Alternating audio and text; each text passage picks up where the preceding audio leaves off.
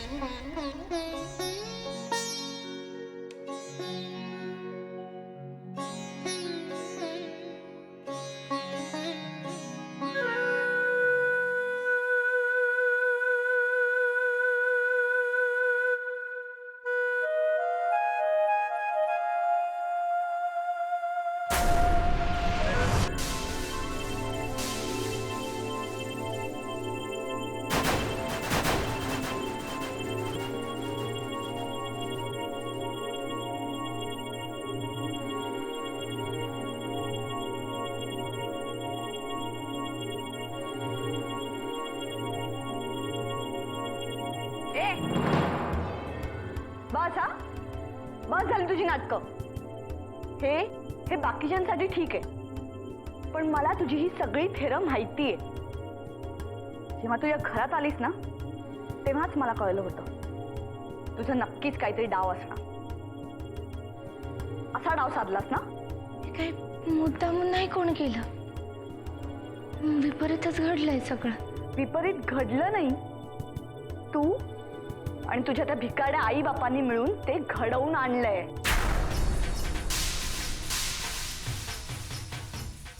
बाईसाहेब, जे काही बोलायचं असेल ते मला बोला.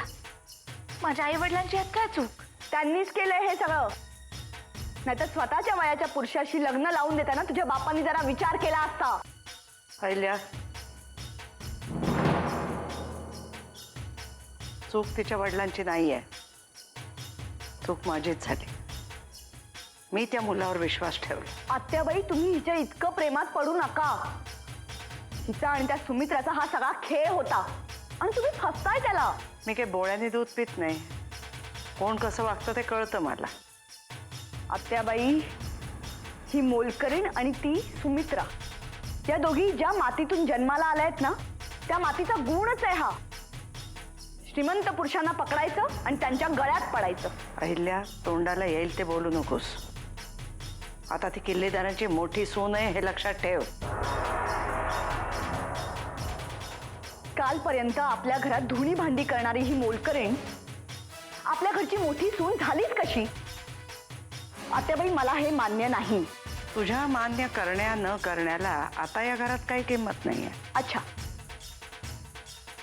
मग मीही बघते या घरात कोणाला किती किंमत आहे ते.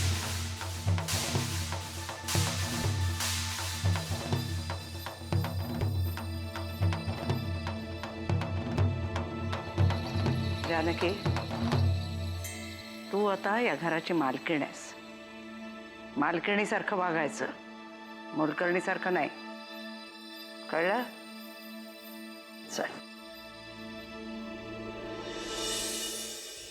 राम राम वाकणीस साहेब. कसं काय वाटलं लग्न? वाकणीस साहेब, हो, तुमच्या समध्यांचे उपकार म्हणून माझ्या पोरीचं आयुष्य उजळून निघालं बघा. सगळं आपल्या मनासारखं झालंय.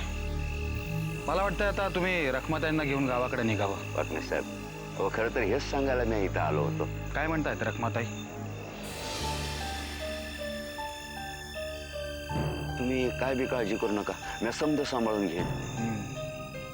काय आतापर्यंत सगळं व्यवस्थित पार पडलंय, उगाच विघ्न नको. वाकणे साहेब, मी म्हणलं ना तुम्ही काळजी करू नका. रखमाला घेऊन मी गावाला जातो. हो, ह्या कानाचं त्या कानाला कळणार नाही. लवकरात लवकर निघा. वाकणे साहेब, एक विचारायचं होतं. राजनचं काय झालं? काळजी करू नका सुभानराव, तो अगदी योग्य ठिकाणी आणि सुरक्षित आहे. निघा आता.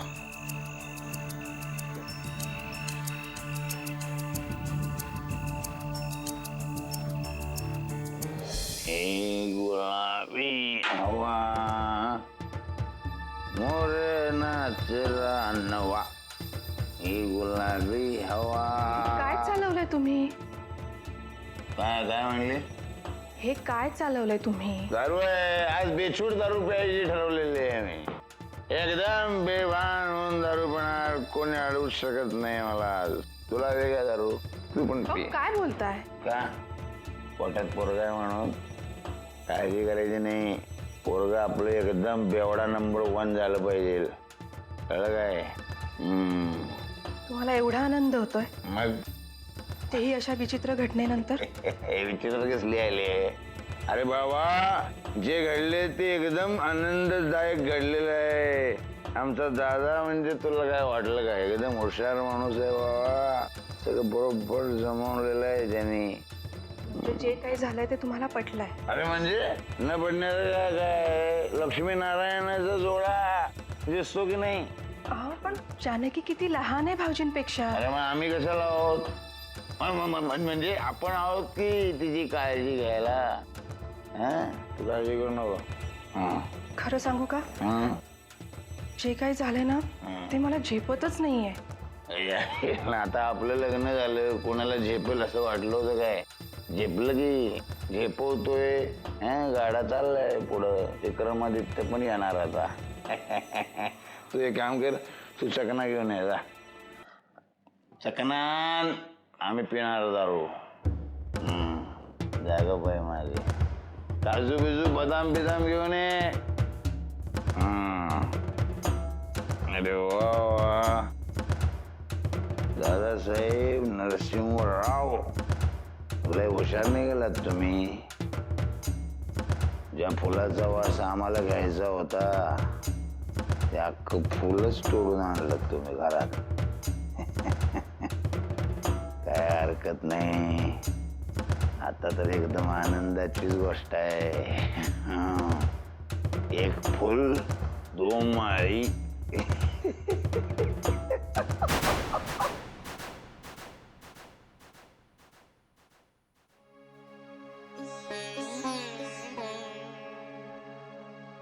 आशीर्वाद घे तिचे.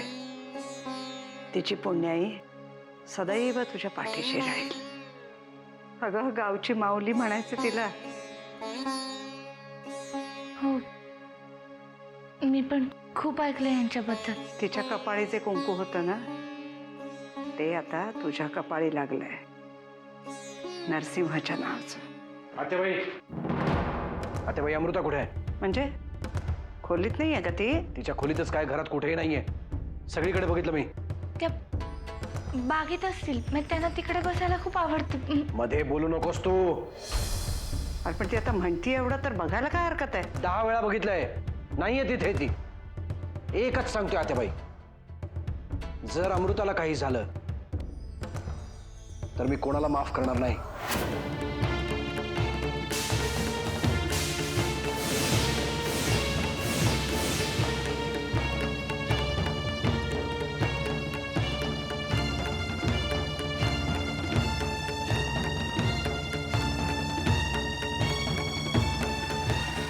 अमृताबद्दल साहेब बोललेत कमिशनर साहेबांशी. तर गेली कुठे ही मुलगी? सगळं काही व्यवस्थित चाललंय, तर आता हे उद्भवलंय. परमेश्वरा. आणखी एक गोष्ट, साहेबांच्या लग्नाची बातमी सगळ्या चॅनल्सवर दिसायला लागली. ते होणारच होतं, पण आपल्या फायद्याचं काही आहे का? हो, अजून तरी सगळ्यांनी या घटनेला सकारात्मकच रूप दिलंय आणि दिलंही पाहिजे म्हणा, कारण आपण त्यांना तसं मॅनेज केलंय. तर आणखी काही घोटाळे होऊ नयेत रे देवा. आत्याबाई, अमृता बेपत्ता झाल्याची बातमी जर फुटली तर चॅनलवाले त्याला वेगळंच वळण लावतील. अरे देवा, हा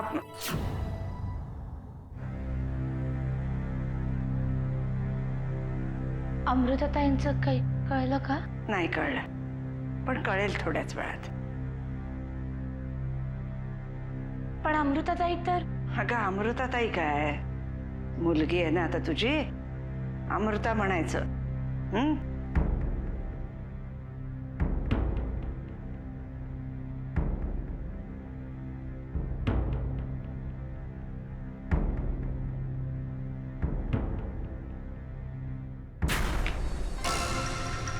साहेब हा घ्या गुन्हेगार, पळून चालला होता, ताब्यात घ्या.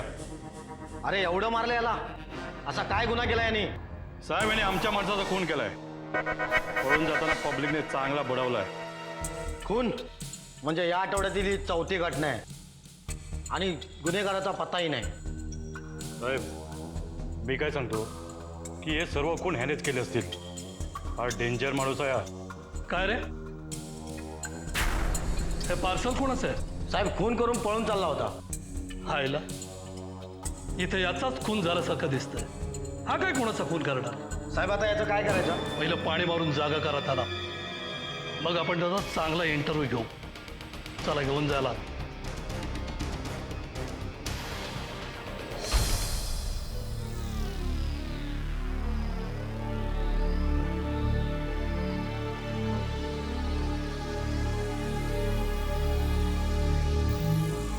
राजन कुठे आहे? वाकणीस राजन कुठे हे कळलं नाही ना तर मी सगळ्या घरात गोंधळ घालीन. घरा गोंधळ. वाकणीस, राजन कुठे आहे? साहेब,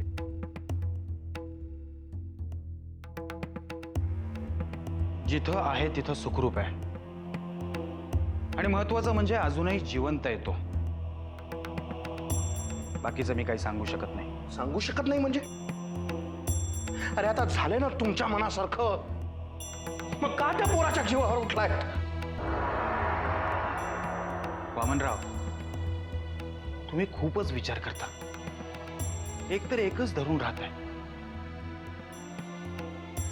दुसरं काही आता धरून ठेवावं असं नव्याने काय घडवलंय तुम्ही वाकणीस या घरात? तसं काही घडवून आणलेलं नाहीये, पण दुर्दैवानं अमृताताई यांचा पत्ताच नाहीये. म्हणजे लग्न मंडपातनं त्या गायब झाल्यात. त्या कुठे आहेत ते कोणालाच माहिती नाही.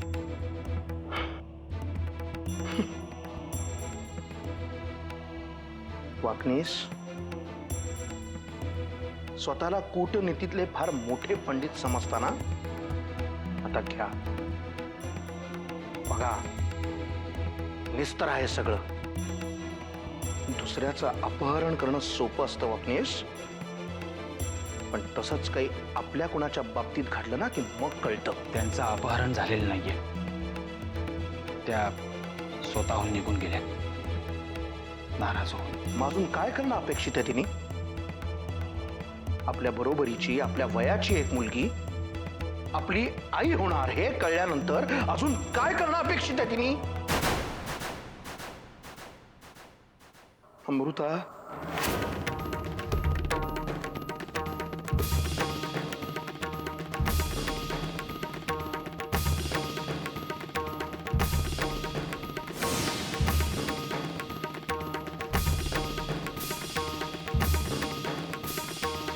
सगळी पोलीस यंत्रणा कामाला लावा. डिटेक्टिव्ह एजन्सीज अपॉइंट करा. कुठल्याही परिस्थितीत माझ्या मुलीला शोधून काढा, लवकरात लवकर. हो हो, फोटो पाठवतोय मी. काय आहे? आत्याबाई साहेब म्हणाले की दुपारपासून तुम्ही काहीच खाल्लं नाहीये म्हणून. आता एक मिनिट, मी नंतर करतो फोन. बाय. आत्याबाई म्हणाले आणि तू आलीस. अहो पण असं उपाशी राहणं चांगलं नाही ना. आता तू हे शिकवणार मला? माझ्या खोलीत यापुढे आलीस तर याद राख, चालती हो. आउट आउट ऐसे.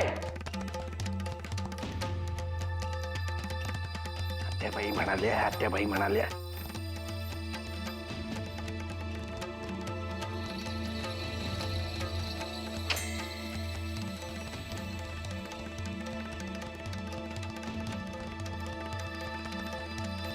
कुठे गेली ही अमृता?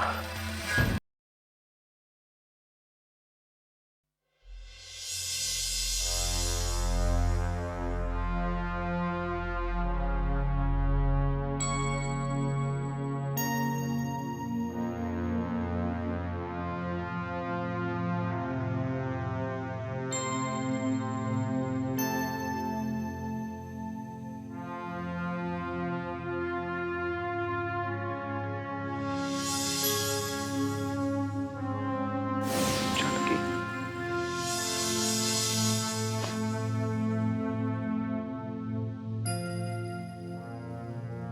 या लढाईत मी कमी पडलो. कदाचित लढण्याची अशी सवयच नाहीये मला. फॉरगिव्ह मी, मला माफ कर. काय झालं वामन दादा? कदाचित मी हे सगळं थांबवू शकलो असतो, नाही शकलो. स्वतःला हवं तसं घडवून आणायची कुवतच नाहीये बहुधा माझ्या. राजन का नाही आला?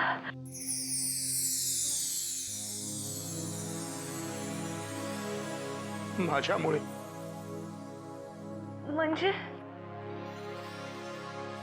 म्हणजे लग्नाच्या दिवशी मी त्याच्या संपर्कात, त्याच्या बरोबर असायला हवं होतं. पण असं कसं वागला तो?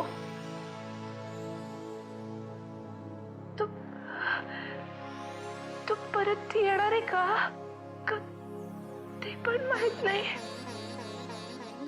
मला माहित नाही. कुठे असेल तो? काय झालं असेल त्याला? गावी परत गेला असेल का? मला खरंच काही माहित नाही. आणि माहित असलं तरी उत्तराची अपेक्षा ठेवू नकोस.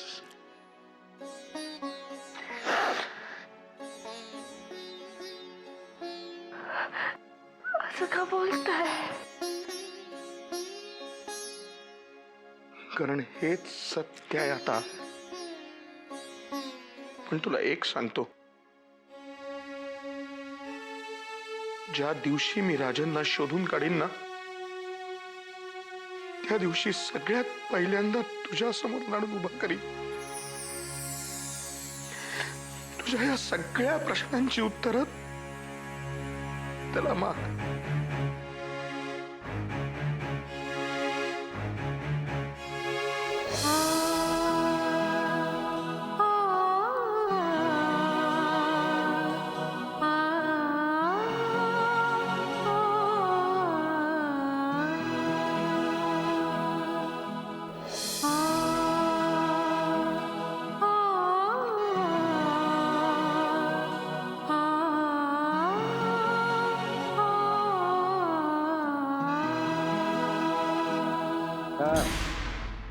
हो मीच बोलतोय. पटापट बोला जरा. मी तिचे फोटो सगळीकडे पाठवलेत, आता अजून कुठे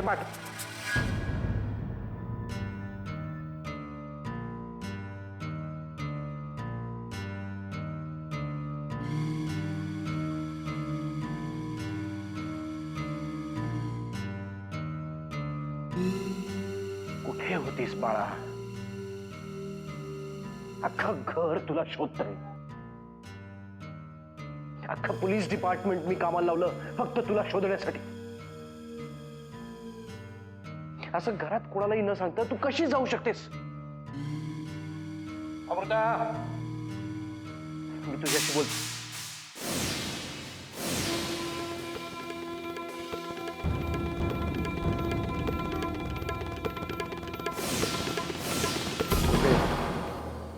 कुठे गेली होतीस तू? का माझ्या नजरेला नजर मिळवायची भीती वाटते का? बघ अमृता, आज जे काही झालं, प्लीज प्लीज, आज जे काही झालं ना त्याबद्दल एक शब्दही बोलायचा नाहीये मला. माझं डोकं आऊट झालं होतं म्हणून शांत करायला बीचवर गेले होते. त्यात एवढं धावपळ करण्यासारखं काय? नाही हे बघ अमृता, मला तुझ्याशी खूप महत्वाचं काहीतरी बोलायचंय. का वेळ घालवताय माझ्याशी बोलण्यात? आज तुमच्या लग्नाची पहिली रात्र आहे ना. जा तुम्ही, तुमची बायको तुमची वाट बघत असेल.